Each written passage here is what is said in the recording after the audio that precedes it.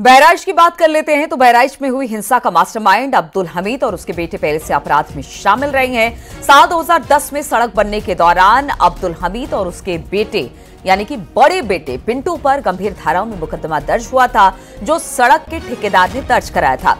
ठेकेदार को धमकी, हत्या का प्रयास, हथियार लेकर दंगा कराने का प्रयास समेत 6 गंभीर धाराओं में मुकदमा दर्ज हुआ था।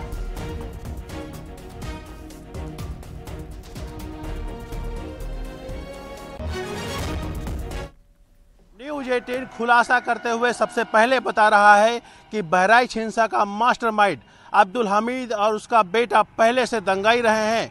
2010 में इन पर बलवा, हत्या का प्रयास करने की धाराओं में मुकदमा दर्ज है।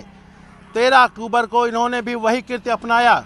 मूर्ति विसर्जन जुलूस के दौरान अब्दुल हमीद के बेटे सरफराज ने फायरिंग कर दी, जिसमें राम गोपाल मिश्रा की मौत हो गई। हालांकि पुलिसिया एक्शन के बाद इन सभी आरोपियों को गिरफ्तार करके जेल भेजा जा चुका है। अखिलेश कुमार, न्यूज 18 बहराइच। हरदोई में खेत में मिले बच्चे के शव का अंतिम संस्कार किया गया। कल खेत में टुकड़ों में लापता बच्चे का शव मिला था। बच्चा 6 दिन पहले खेलते समय गायब हो गया था। मामला शाहबाद थाना इलाके का है। पुलिस की मौजूदगी में बच्चे का अंतिम संस्कार कराया गया। गांव वालों की मांग है कि जल्द से जल्द इस पूरे मामले का खुलासा करके दोषियों को सजा दी जाए।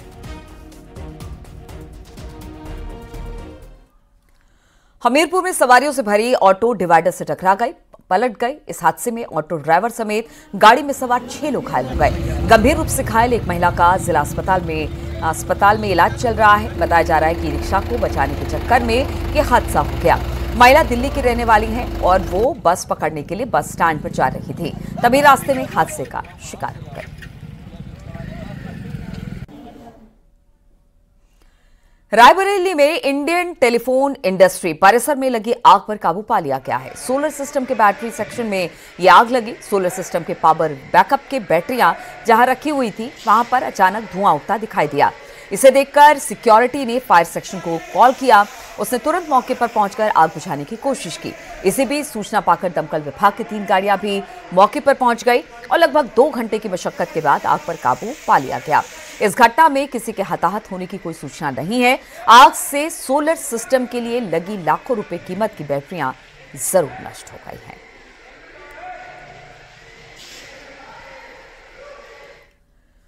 अमरोहा में स्कूल वैन पर फायरिंग, वैन पर बदमाशों ने फायरिंग की है। एक बड़ी खबर हम आपको देख रहे हैं जो कि अमरोहा से आ रही है, जहां पर एक स्कूल वैन पर फायरिंग हुई है। वैन पर बदमाशों ने फायरिंग की है। बच्चों में इसे लेकर चीख पुकार मच गई। बहुत देर तक बच्चे पैनिक रहे। वैन चालक वैन को लेकर थाने पहुंचा। पुलिस अब पूरे मामले की छानबीन में जुट गई है। थाना गजरौला क्षेत्र का यह मामला बताया जा रहा है। तो आप रोते बिलखते बच्चों को देख रहे हैं, किस तरह से बच्चे भी डर गए कि आखिर हुआ क्या। अमरोहा का ये पूरा मामला, एक स्कूल वैन पर कुछ बदमाशों ने फायरिंग की है। हालांकि समय रहते जो वैन का ड्राइवर था वो वैन लेकर सीधे थाने पहुंचा है। अब पुलिस पूरे मामले की छानबीन कर रही है।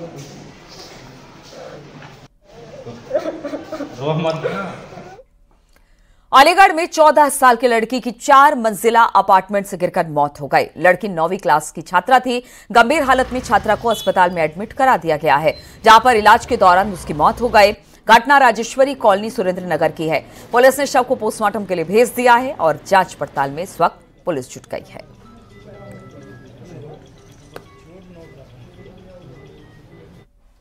हरदोई पुलिस ने साइबर ठगी करने वाले 3 आरोपियों को गिरफ्तार किया। मोबाइल नंबर पोर्ट कराकर आरोपी साइबर ठगी किया करते थे। आरोपी सिर्फ 8वीं और 10वीं पास है। 60 मोबाइल नंबरों की सीडीआर खंगालने के बाद पोर्ट किए गए 52 मोबाइल नंबरों का ब्यौरा तलाशा गया और 3 आईपी एड्रेस खोजने के बाद सफलता पुलिस को हासिल हुई। पुलिस की गिरफ्त में आए आरोपी मोबाइल नंबर पोर्ट कराने के बाद ओटीपी पूछकर यूपीआईडी बना लेते और फिर लोगों को बैंक खातों से लाखों रुपए की ठगी को अंजाम दिया करते थे। कानपुर देहात में बलवंत हत्याकांड में तत्कालीन शिवली थाना प्रभारी राजू सिंह और मैथा चौकी प्रभारी ज्ञान प्रकाश पांडे को 5 साल की सजा हुई है। साथ ही 6 पुलिसकर्मियों को बरी कर दिया गया है। कोर्ट ने यह फैसला सबूतों और गवाहों के आधार पर लिया। साल 2022 में पुलिस की पिटाई से बलवंत की मौत हो गई थी। 8 पुलिस वालों के खिलाफ मुकदमा दर्ज कर लिया गया है। मथुरा के राधाकुंड में अहोई अष्टमी आस्था और विश्वास के साथ मनाया गया। देश विदेश से लाखों की संख्या में लोगों ने संतान के लिए कुंड में स्नान किया। ऐसी मान्यता है कि अहोई अष्टमी को इस कुंड में स्नान करने से संतान की प्राप्ति होती है और इसी मान्यता को लेकर देश विदेश से लाखों की संख्या में निसंतान दंपत्ति संतान की चाह रखते हुए इस कुंड में स्नान कर मन्नत मांगने पहुंचे थे।